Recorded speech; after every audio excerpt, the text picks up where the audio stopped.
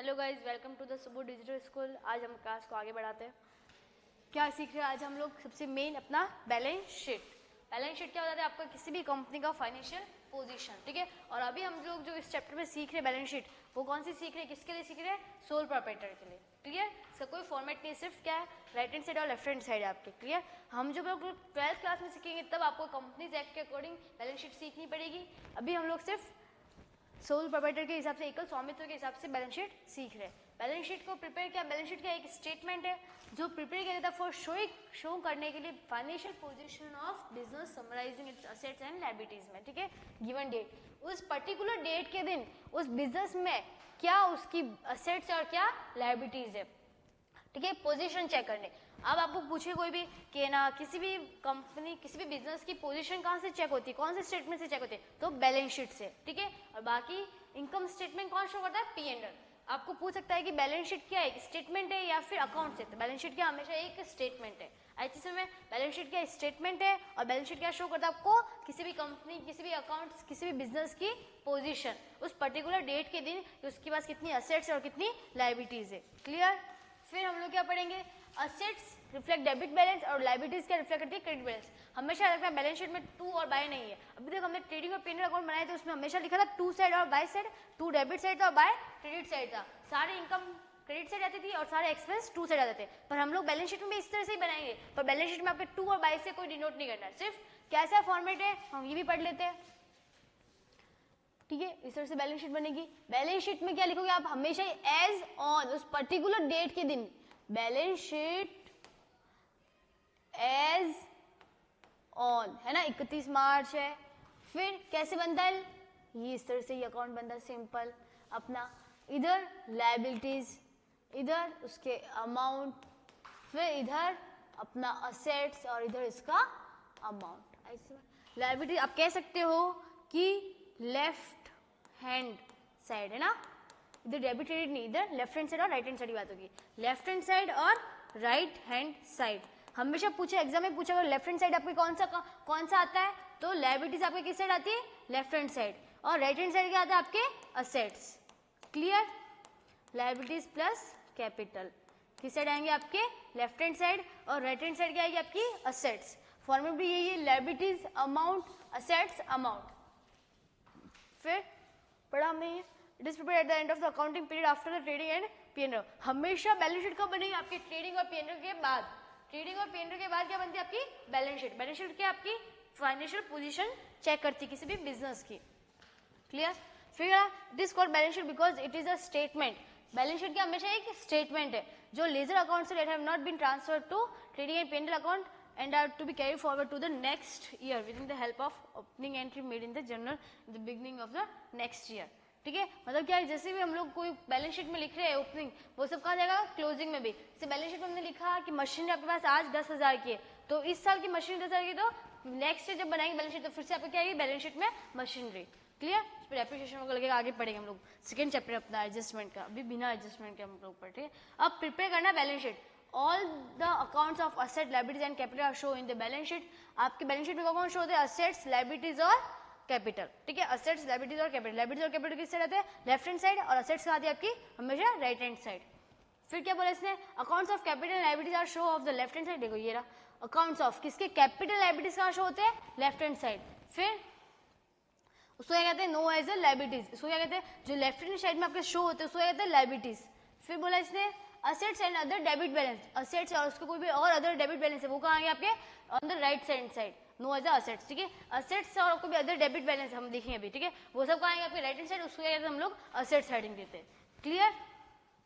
There is no prescribed format of balance sheet for a proprietor and partnership firm।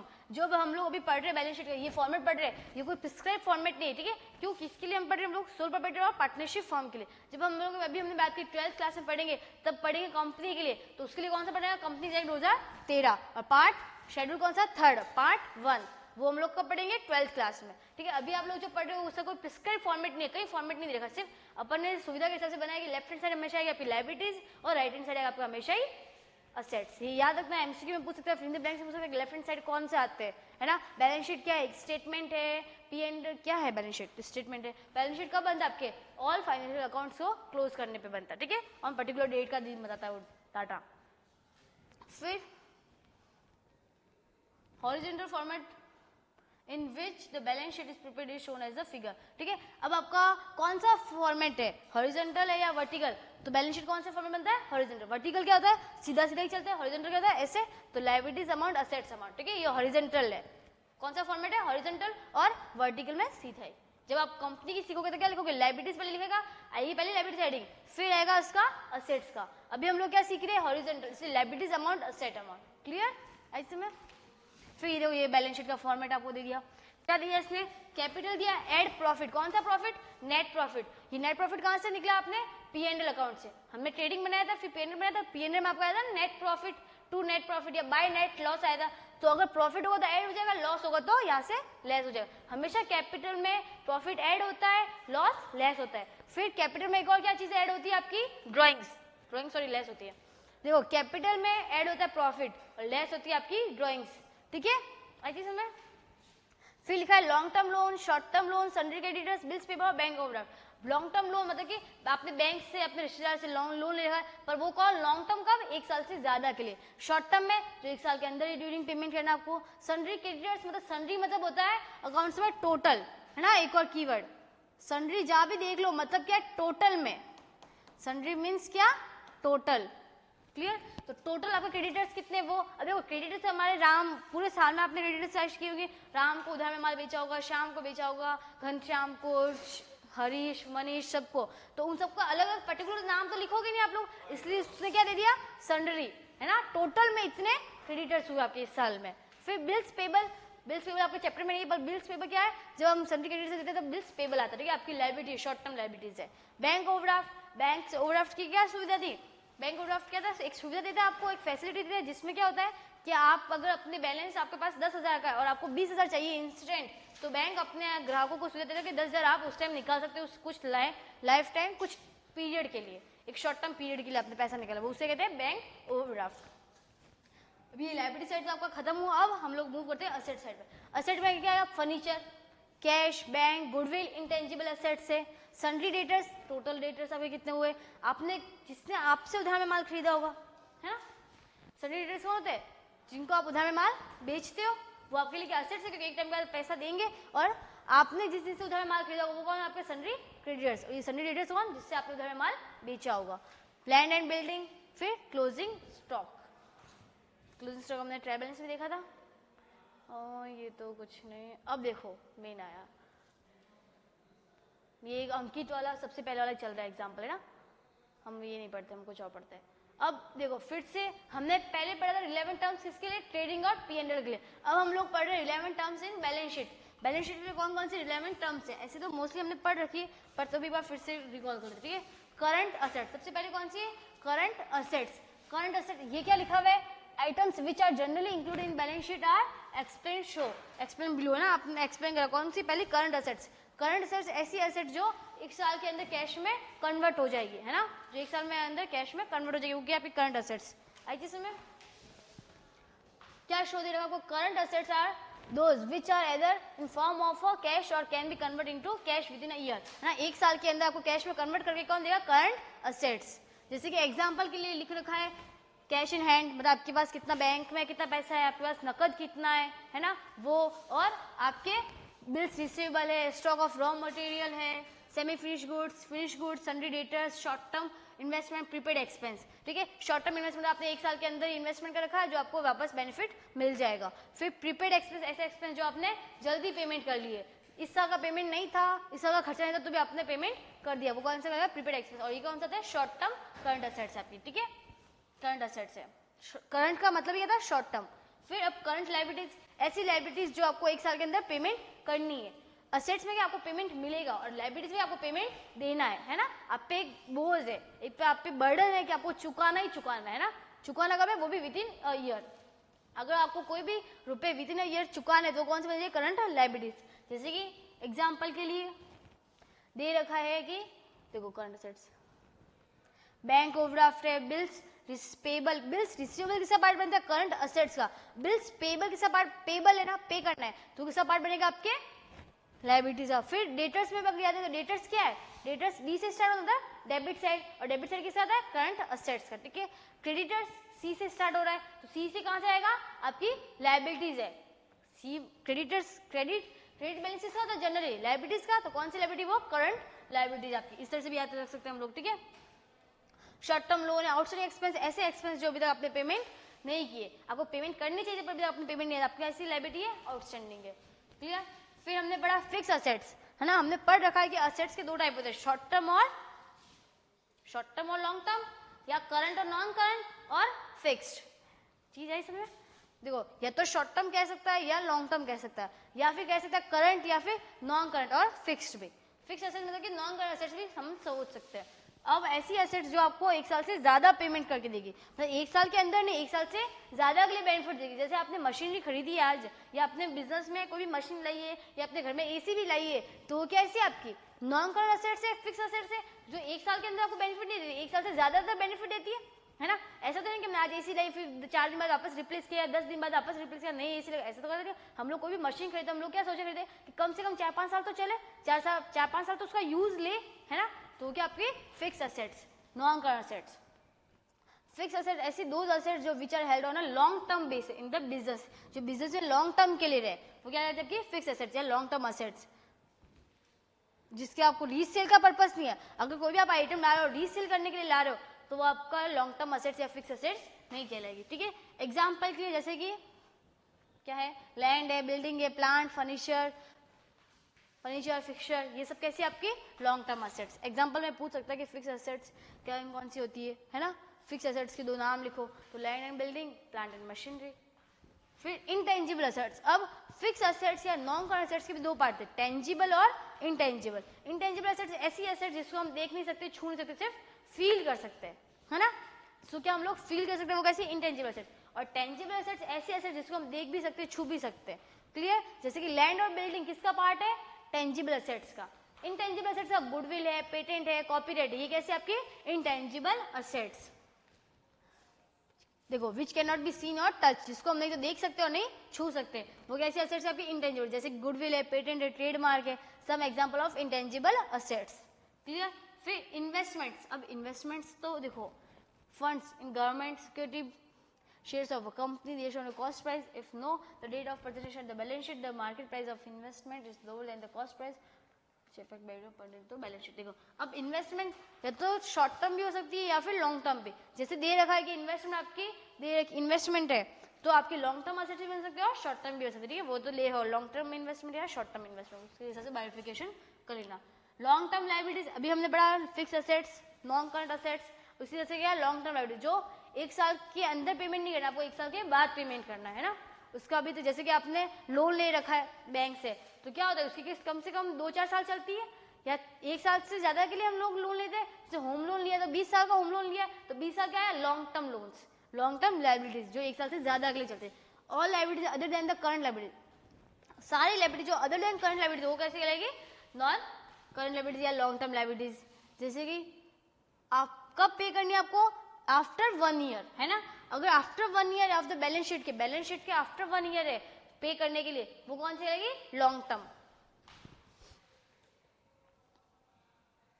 Financial institution से long term loan से रखा अपने किसका part है long term liability. फिर capital, capital क्या है कि आप जब बिजनेसमैन, जब ओनर अपने कंपनी में अपने बिजनेस में पैसा लगाता है, उस पैसे को क्या कहते हैं कैपिटल, ठीक है। वो गुड्स भी लेके आ सकते हैं स्टार्टिंग में। देखो it is the excess of assets over liabilities due to outsiders, है ना।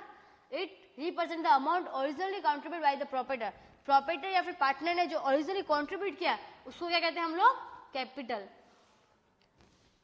फिर ड्राइंग्स क्या है, जो अमाउंट विड्रॉ किया किसने प्रोप्राइटर ने। अब अगर प्रोप्राइटर पैसा लगाता है तो कैपिटल का पार्ट बन गया। जब वो प्रोप्राइटर ही खुद अपने बिजनेस से पैसा निकालता है उसको क्या कहते हैं आहार हिंदी में, और ड्राइंग्स, ठीक है। तो कैपिटल में क्या ऐड होता है, यहाँ पे हम लोग लिखेंगे कैपिटल, ठीक है। कैपिटल में क्या ऐड होगा नेट प्रॉफिट, कहां से आएगा पी&एल से, और लेस क्या होगा उसकी ड्राइंग, मतलब इसने बिजनेस में स्टार्टिंग में पैसा लगाया 1 लाख, ठीक है, और उसने इस बिजनेस से कमाया 20,000, तो कितना 1,20,000 कमाया, पर इसने फिर से बिजनेस में अपने पैसा निकाल दिया, कुछ काम पड़ा पूरे साल में, इसको जरूरत पड़ी, कुछ फीस भरनी होगी या फिर घर के खर्चों के लिए भी पैसा निकाला, क्योंकि एक ही बिजनेस उसने घर के खर्चों के लिए भी पैसा निकाला, तो घर के खर्चों के लिए निकाला उसने 30,000, तो 1 लाख प्लस 20,000 कितना, 1,20,000 माइनस 30,000 किए तो टोटल उसने कितनी कैपिटल लगाई, ठीक है। आज जिसमें वो बात दिखाएंगे हम लोग, इस तरह से ट्रीटमेंट करते हैं।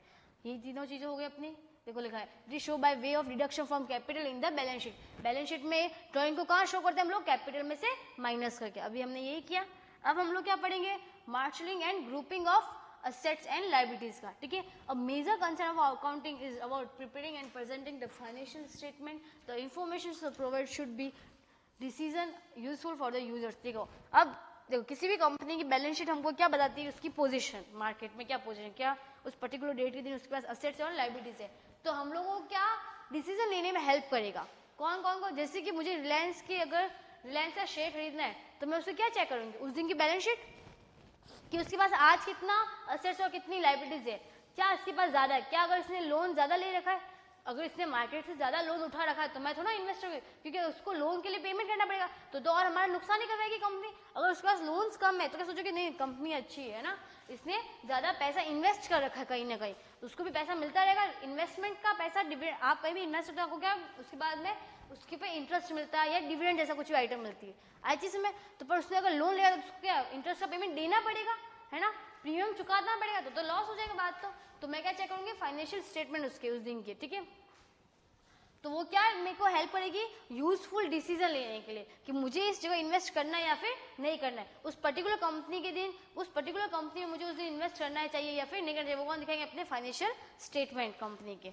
आई चीज में जो और कौन कौन से यूजर्स होते हैं, 2 यूजर होते हैं, इंटरनल और एक्सटर्नल। इंटरनल यूजर के लिए भी अच्छा है कि भाई हमारी कंपनी ग्रोथ कर रही है या नहीं कर रही, अगर कंपनी ग्रोथ नहीं कर रही तो हमको सैलरी कहाँ से मिलेगी, हमको एक्सपेंस कहाँ से मिलेगी, एम्प्लॉय बेनिफिट एक्सपेंस कहाँ से मिलेगी, ठीक है। और अगर एक्सटर्नल यूजर्स के लिए तो बहुत इंपॉर्टेंट है क्योंकि उसको पता चलेगा उसको शेयर्स या उस कंपनी में इन्वेस्ट करना चाहिए या फिर नहीं करना चाहिए। आज इस समय दोनों यूजर्स के लिए इंपॉर्टेंट डिसीजन बताता है कौन, financial statement, balance sheet. It become necessary that the item appearing in the balance sheet should be properly grouped and presented in a particular order, एक particular order में, ठीक है। अब हम लोग क्या पढ़े, in the balance sheet the assets and liabilities are arranged either in the order of liquidity or permanence। देखो अब आपको marshalling of assets and liabilities कितने पार्ट में बैठेगी, 2 पार्ट में, या तो होगी परमेंस ग्रुप, परमेंस में या फिर लिक्विडिटी में, ठीक है। लिक्विडिटी मतलब कि तरल, एकदम जो लिक्विड के फॉर्म में हो, बहुत जल्दी लिक्विड में चला जाए, जैसे कैश क्या सबसे ज्यादा लिक्विड फॉर्म में, है ना। हमको क्या हमारे असेट्स क्या, ये जो सब पढ़ा हमने, मशीनरी पढ़ा, फर्नीचर पढ़ा, ये सब क्या, इन सबको बेचने से थोड़ा धीरे धीरे पैसा आएगा, बिकेगी भी लेट, तो ये क्या लिक्विडिटी की फॉर्म, मतलब लिक्विड जल्दी से जल्दी कन्वर्ट हो जाए, जो आइटम आपके कन्वर्ट कैश में जल्दी इजीली हो जाए उसे कहेंगे लिक्विडिटी, और परमेंस मतलब कि थोड़ी लेट हो, है ना। फिर in the case of permanence the most permanent asset और liability is put on the top in the balance sheet. देखो दे रखा है इसने, पर 2 केस है ना, परमानेंस के और लिक्विडिटी के। तो परमानेंस के केस में क्या होगा कि जो भी असेट परमानेंट असेट है और लायबिलिटी है वो हमेशा कहाँ होगी, put the on the top में, मतलब सबसे पहले स्टार्टिंग कहाँ से करेंगे हम लोग, जो असेट या लायबिलिटीज कन्वर्ट कैश में इजीली नहीं होती उसको हम सबसे पहले टॉप में देंगे, जैसे कि फर्नीचर हो गया, है ना, मशीनरी हो गया, लैंड हो गई, बिल्डिंग हो गई, ये सब किस में आएगा, परमानेंस के हिसाब से बनाएंगे तो पहले ये आएगा, ठीक है। अदर नोन एज अ, फिर क्या लिखा है, arrangement of asset and liabilities in particular order is known as a marshalling, ठीक है। मार्शलिंग किसे कहते हैं, अरेंजमेंट करना किसका, असेट और लायबिलिटीज इन पर्टिकुलर ऑर्डर में, पर्टिकुलर ऑर्डर में अरेंजमेंट करना किसका, असेट और लायबिलिटीज, उसको कहते हैं हम लोग मार्शलिंग की हमने, ठीक है। फिर in case of permanence the most permanent asset और लायबिलिटीज पुट ऑन द, अच्छा ये हमने पढ़ लिया, सॉरी।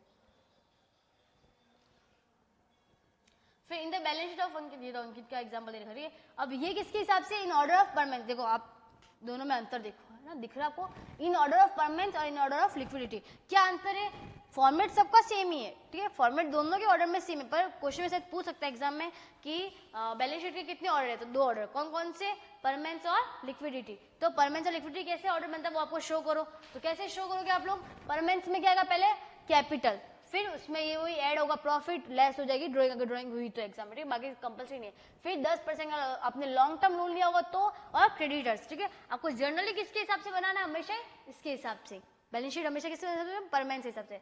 फिर असेट साइड में क्या, पहले फर्नीचर, फिर डेटर्स, फिर बैंक और फिर कैश। पहले फर्नीचर में क्या होता है, नॉन करंट असेट्स है ना, फिक्स असेट्स, फिर ये करंट असेट्स, ये सब किसका पार्ट है, करंट असेट्स, और ये सबसे दोनों कौन से हैं, बहुत ज्यादा लिक्विड फॉर्म में हो जाते हैं वो, ठीक है। बैलेंस शीट का फॉर्मेट बता देते हैं। नॉर्मली देखो हमेशा बैलेंस शीट किस फॉर्मेट पे बनती है आपकी, लायबिलिटीज अमाउंट, असेट्स और अमाउंट, ठीक है। हमेशा बैलेंस शीट में एज ऑन क्या आएगा, हमेशा शेयर होल्डर फंड कह सकते हैं, क्या ओनर फंड कह सकते हैं, लिख लेती हूँ, ओनर्स फंड, ठीक है। फिर नॉन करंट लायबिलिटीज, फिर करंट लायबिलिटीज, और हमेशा असेट्स और लायबिलिटीज की टोटल सेम आएगी आपके। फिर यहाँ पे क्या आएगा, नॉन करंट असेट्स या लॉन्ग टर्म असेट्स और करंट असेट्स, बस ये इन 5 हेडिंग से बनती है आपकी बैलेंस शीट, हमेशा ये याद रखिए, और इसी फॉर्मेट में आपको बनानी है बैलेंस शीट। अगर एग्जाम में पर्टिकुलर लिक्विडिटी फॉर्म बनानी है तो क्या होगा, इसका एकदम ऑपोजिट, पहले ये आ जाएगी, फिर ये आ जाएगा, और फिर ये आ जाएगा, ठीक है। इधर भी ये और फिर ये आई चीज में देखो, लिक्विडिटी में एकदम उल्टा है, पहले cash, bank, debtor of furniture है, ये हो गया, ऐसे बैलेंस शीट टोटल मैच हो गया, अमाउंट थोड़ा अलग अलग हुआ है। अब हम लोग पढ़ेंगे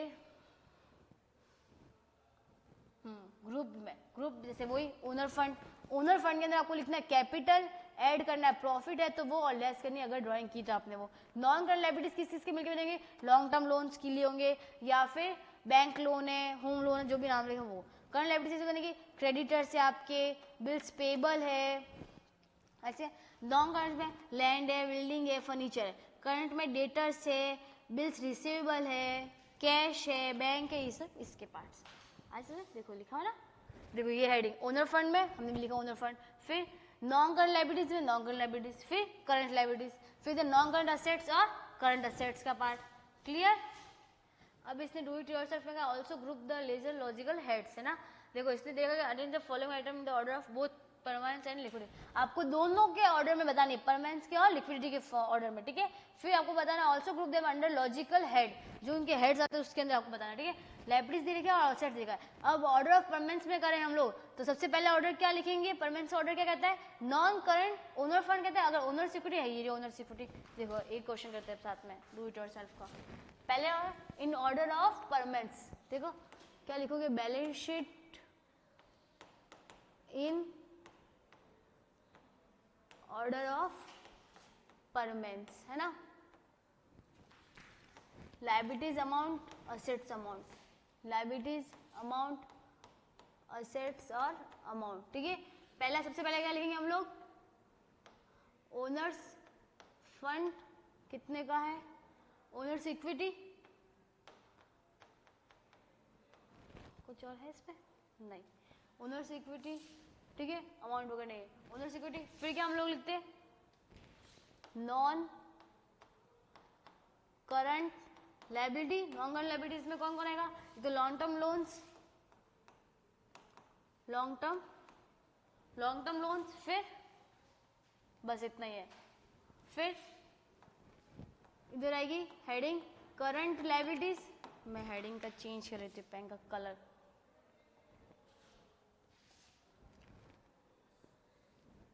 है ना। करंट लायबिलिटीज,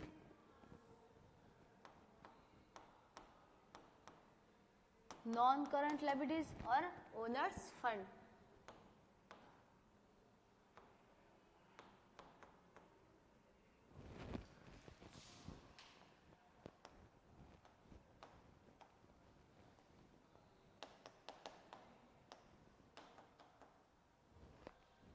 अब यहाँ पे कैसे आएगा आपका, नॉन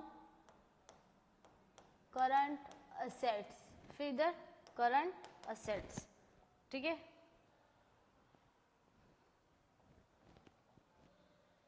अब नॉन करंट असेट्स में कौन कौन से प्लस, बिल्डिंग,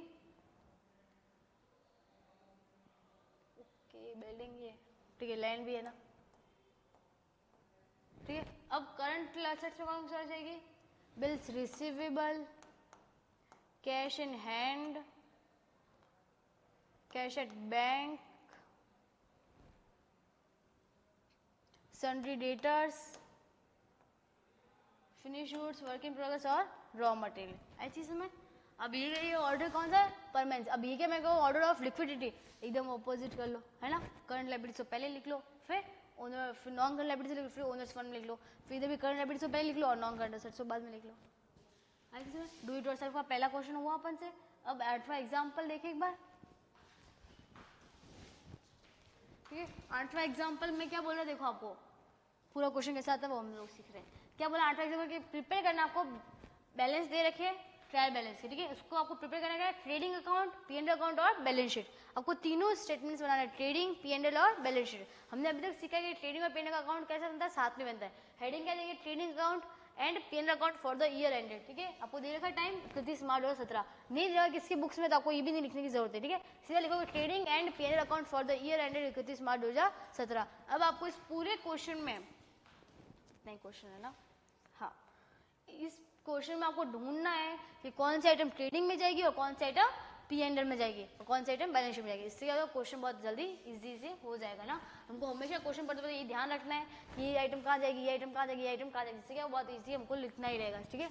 हम लोग बता देते हैं ट्रेडिंग और P&L, ठीक है। क्या लिखोगे, ट्रेडिंग अकाउंट और P&L for the year ended 31 मार्च, है ना। हेडिंग बहुत अच्छे से देना, पर्टिकुलर अमाउंट और पर्टिकुलर अमाउंट।